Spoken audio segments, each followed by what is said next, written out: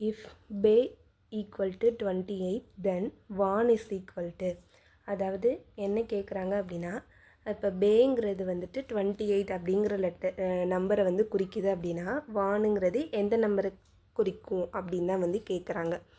இப்போ நம்ம என்ன பண்ணிக்கிறோம் அப்படின்னா, ஃபஸ்ட்டு நமக்கு ஏபிசிடி அப்போ வந்துட்டு எது எந்த இடத்துல வரும்னு பார்க்குறோம். அப்போ நமக்கு பி வந்து செகண்ட் பிளேஸில் இருக்குமா, அதை எடுத்துக்கிட்டாச்சு. ஏங்கிறது ஃபஸ்ட் பிளேஸு, ஒய் அப்படிங்கிறது 25th பிளேஸில் இருக்கும். இதை ஆட் பண்ணுங்கண்ணே. இப்போ 25 + 1 + 2 என்ன 28. அப்போ அவங்க அந்தந்த பொசிஷனை வந்து ஆட் பண்ணாலே நமக்கு இது கிடச்சிருதா.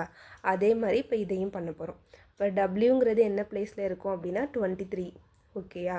அதே மாதிரி ஓங்கிறது 15th பிளேஸில் இருக்கும், என்னங்கிறது 14th பிளேஸில் இருக்குது. ஓகேயா. இப்போ இதை ப்ளஸ் பண்ணோம் அப்படின்னா இப்போ 14 + 15 என்ன 29. 29 + 23 இதை ஆட் பண்ணோம் அப்படின்னா 52. அப்போ வந்துட்டு வானுங்கிறது எந்த நம்பரை குறிக்கும் அப்படின்னா வந்து 52வை குறிக்கும். ஓகேயா.